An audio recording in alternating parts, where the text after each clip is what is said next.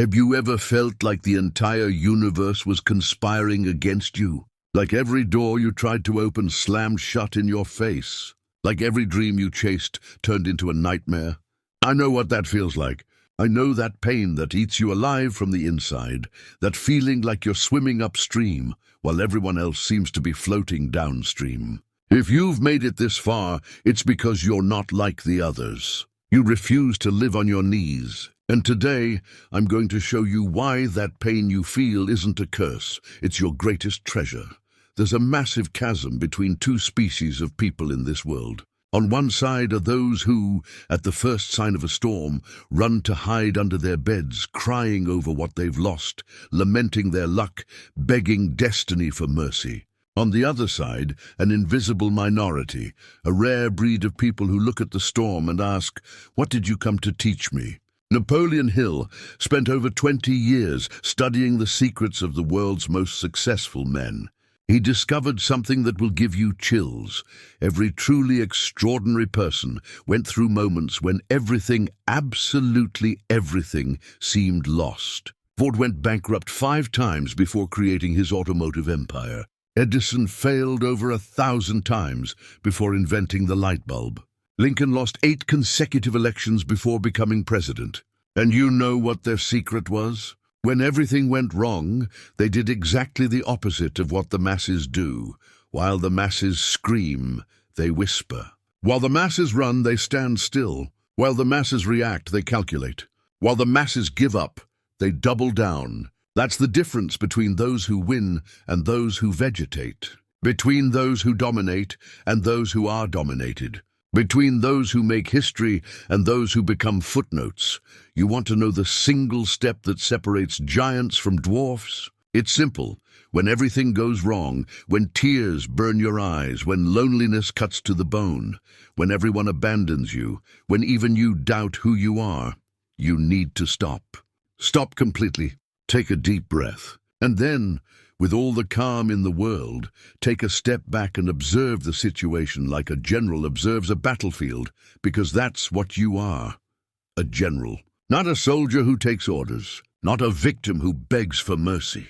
You are the commander of your own existence, and every commander knows that the most decisive battles happen when it seems like all is lost.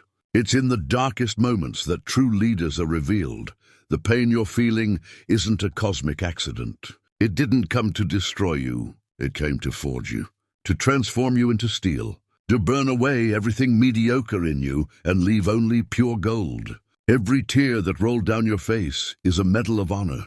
Every sleepless night is a diploma in endurance. Every betrayal you suffered is a PhD in human discernment. The weak see pain and run. You see pain and ask, "What did you come to deliver?" Because every genuine suffering carries a gift wrapped in mourning paper. And only those who have the courage to open that gift discover that inside are powers that the comfortable will never have access to. Have you noticed how the loudest people are always the emptiest? How those who talk most about their successes are those who have achieved the least? How those who boast the most are those who fear the most? This isn't a coincidence. It's a universal law. Noise is inversely proportional to real power. The true titans move in silence. They don't need to announce their victories, because their victories announce themselves. They don't need to justify themselves, because their results justify everything. They don't need to convince anyone of anything, because reality is the most convincing argument that exists. And you, watching this right now, you're not like them. You don't need a stage. You don't need spotlights. You don't need external approval. You're here because you recognize something in yourself that others don't have. A different hunger, a different thirst, a purpose that can't fit in small words. But let me tell you a secret that will forever change how you see your problems. Napoleon Hill discovered that there's a mathematical proportion between a person's greatness and the intensity of obstacles they face. The greater your destiny, the more ferocious the dragons you'll have to face. This means that when everything is going wrong in your life, when problems multiply like rabbits, when it seems like you've become a magnet for tragedies, The universe is actually preparing you for something extraordinary. Mediocre people have mediocre problems. Great people have great problems. Giants have gigantic problems. If your life looks like a battlefield, congratulations. You weren't called to be a civilian. You were recruited to be a warrior. Think about it. A diamond is just a piece of coal that resisted extraordinary pressure for extraordinary time. A samurai sword only becomes legendary after being forged in the most intense fire and hammered thousands of times. A tree only develops deep roots when it faces constant storms. You're closer than you imagine. Much closer. That feeling that you can't take any more, that you've reached your limit, that you're going to break at any moment. That's not the feeling of the end. It's the feeling of victory's eve. It's the sign that you're in the final mile.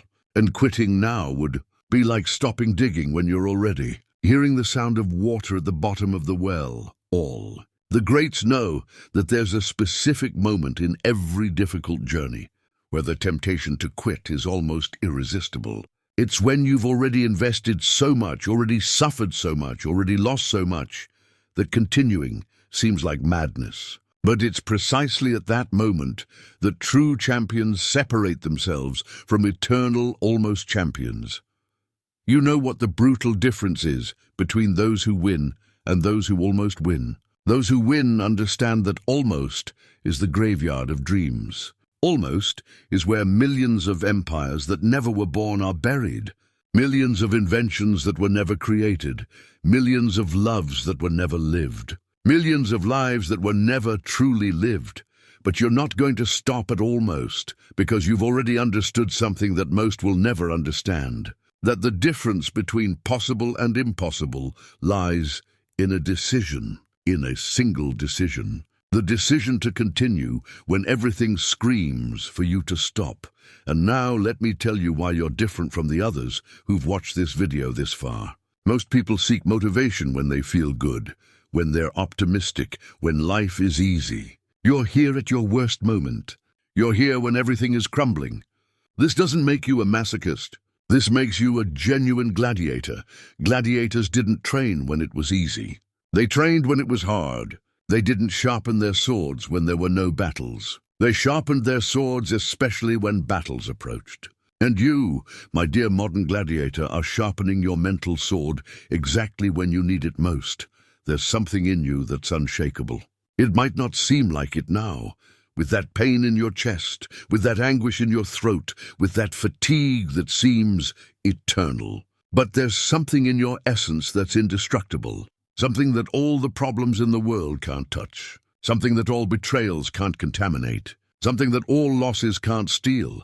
Critics don't criticize you for what you do wrong. They criticize you for what you represent. They criticize you because you dare to be different in a world that rewards conformity.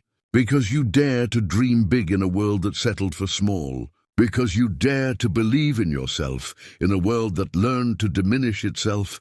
Every person who tried to discourage you, every person who said you wouldn't make it, every person who laughed at your dreams wasn't talking about your limitations.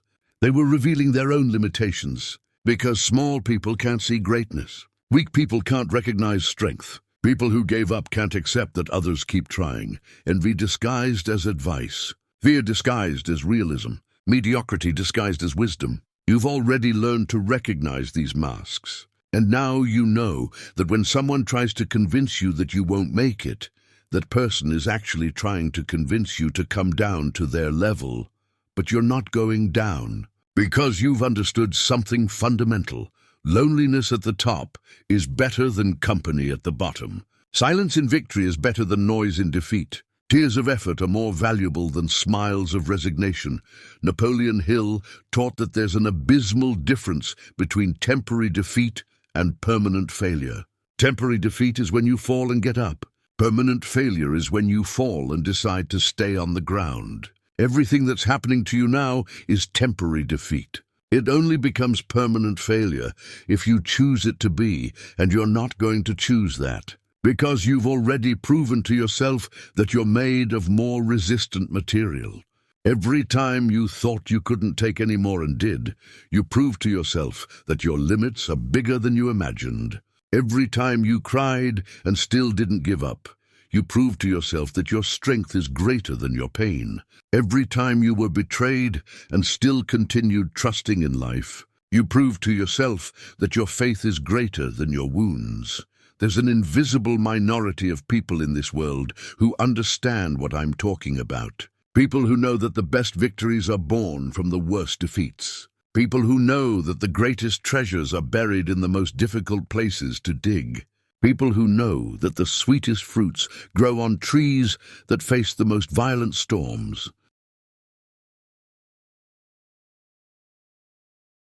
You're a member of that minority. You always have been. And now it's time to fully embrace that. Not as a hope, not as a wish, but as an incontestable reality. When Napoleon Hill interviewed Andrew Carnegie, the richest man in the world at the time, Carnegie told him something that changed his life forever. Young man, you have two options in life. You can be a thermometer or you can be a thermostat. The thermometer merely reflects the temperature of the environment. The thermostat determines the temperature of the environment. Most people are human thermometers. When the environment is positive, they become positive. When the environment is negative, they become negative. They're reflections of circumstances, slaves to what happens around them. But you're a thermostat. You don't reflect the environment's temperature. You determine the environment's temperature. When everything around you is cold, you bring heat. When everything around you is chaotic, you organize. When everything around you is hopeless, you bring hope, and that's exactly why you attract so much trouble. Because the universe needs thermostats in places where the temperature is out of control. The universe needs organizers in places where chaos reigns. The universe needs light bearers in places where darkness predominates. If your life is difficult, it's because you were chosen for a difficult mission. If your challenges are extraordinary, it's because you were built for extraordinary achievements. If your pain is deep, it's because your victory will be epic. But there's something you need to understand about this process. Real growth, genuine transformation, never happens in the comfort zone. It always happens in the rupture zone. It's when everything is broken that you discover what's indestructible in you. It's when everything seems lost that you find what can never be lost. The caterpillar has to die for the butterfly to be born. The seed has to rot for the tree to grow. Metal has to melt to become a work of art. And you have to go through this temporary dissolution to emerge as the most powerful version of yourself. Don't fight this process. Cooperate with it. When life pushes you to the ground, don't get up immediately in panic. Stay on the ground for a moment. Observe from where you are. Learn from that perspective. And then get up. Not as the same person who fell, but as someone completely new. The person you were before the problems didn't have the wisdom necessary to deal with what's coming. The person you're becoming through the problems does. It's as if life were a cosmic university, and you were getting a PhD in endurance, a PhD in reinvention, a PhD in resurrection. How many people do you know who have truly resurrected? Who died symbolically and were reborn? Who went through fire and came out stronger? Very few. Most prefer to live as the walking dead rather than go through the symbolic death necessary for rebirth. But you're not most people. You never were. And that's why you're listening to this now, while others are watching empty entertainment, complaining about life, or looking for someone to blame for their own failures. Want to know the best-kept secret of great achievers? They develop an intimate relationship with adversity, not a masochistic relationship, a partnership relationship. They understand that adversity isn't their enemy. It's their personal trainer. It's their private teacher. It's their personal sculptor. Michelangelo, when asked how he created David, replied, "I didn't create anything. I just removed everything that wasn't David." Adversity does the same thing with you. It doesn't destroy you. It removes everything that isn't really you. All the false fears, all the limiting beliefs, all the borrowed identities, all the dreams that weren't yours. What remains after adversity finishes its work. You remain. The real you, the indestructible you, the you that was always there, but was covered by layers and layers of social conditioning, others' expectations, limiting programming, and that real you is magnificent. It's unstoppable. It's unbeatable. It's everything you always knew you could be, but never had the courage to fully embrace. Here's a truth that will hurt a little. You haven't seen even 10% of what you're capable of. The problems you're facing now are like an admission test for the next level of your existence. They're not there to fail you, they're there to prepare you, because the next level of your life demands a stronger version of you, and you only become stronger under resistance. Muscles don't grow when you're resting. They grow when you force them beyond their comfort zone. Your soul works the same way. Every problem you solve makes you more capable of solving bigger problems. Every pain you transcend makes you more capable of transcending greater pains. Every storm you weather makes you more capable of weathering bigger storms. You're not just surviving your problems. You're collecting superpowers. Every obstacle overcome is a superpower acquired. Every trauma transformed is a superpower activated. Every limit broken is a superpower unleashed. And when you reach the other side, and you will reach it, you won't just be a person who went through difficulties. You'll be a person who has powers that can only be acquired by going through difficulties. Powers that can't be bought, can't be inherited, can't be won in the lottery. Powers that are earned. Genuine compassion can only be developed by those who have genuinely suffered. Real strength can only be forged by those who have been truly tested. Deep wisdom can only be acquired by those who have descended into their own personal hells and managed to return. And that's exactly what's happening to you. You're descending into your own personal hell, but you're not descending to stay. You're descending to find something, to rescue something, to conquer something. And when you rise back up, you'll bring treasures that no rich person in the world has money to buy. Napoleon Hill discovered that there's a pattern in all biographies of extraordinary people. All of them had a moment of definitive defeat that transformed into definitive victory, a moment where everything completely collapsed, where they seemed to have lost everything, where any rational person would have given up. And it was exactly at that moment that they discovered who they really were. Maybe you're living that moment now. That moment of definitive defeat that is actually the eve of your definitive victory. That moment where you lose everything you thought was important to discover what's really important. That moment where you lose all external support to discover the internal support that always existed. Don't waste this moment. Don't fight against it. Don't try to escape from it. Dive into it. Learn from it. Extract from it all the teachings it came to bring you. Because moments like this are rare in a person's life. And when they pass, either you come out transformed or you come out traumatized. The difference lies in how you choose to live them. You have a choice at this moment. A single choice that will determine not only how you come out of this situation, but who you become through it. You can choose to be a victim, or you can choose to be a victor. You can choose to be a protagonist, or you can choose to be a supporting character. You can choose to be a thermometer, or you can choose to be a thermostat. And based on the fact that you've made it this far, that you've listened to all of this, that you've resisted until now, I know what your choice is. You've already chosen. Maybe not consciously, but you've already chosen. Because people who choose to be victims don't make it this far. People who choose to be supporting characters don't seek this type of content. People who choose to be thermometers aren't interested in this type of message. You are different. You've always been different. And now it's time to stop apologizing for it. It's time to stop trying to fit in. It's time to stop dimming your light so as not to outshine others. It's time to fully embrace, without reservations, without fear, without shame, who you really are. I choose to be unshakable. I choose to be unbreakable. I choose to be unstoppable, not because it's easy, because it's necessary. Not because I don't feel fear, because I act despite fear. Not because I don't fall, because I get up every time I fall. I am a member of the invisible minority of people who transform adversity into advantage, problems into powers, defeats into victories. I don't need external approval because I have internal approval. I don't need validation from others because I validate myself through my actions. I don't need guarantees about the future because I build my future in the present.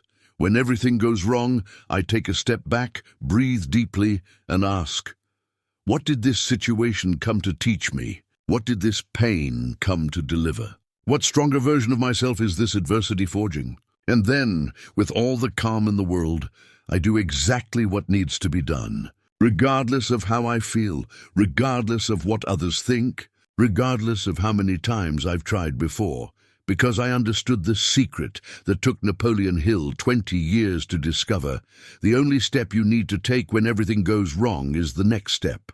And then the next one. And then the next one. Until everything went wrong transforms into everything went right. This is my declaration. This is my commitment. This is my identity.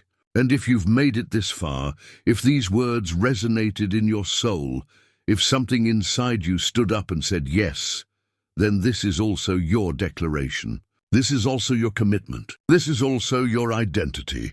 Welcome to the invisible minority. Welcome to the silent resistance. Welcome to the battalion of the unshakable.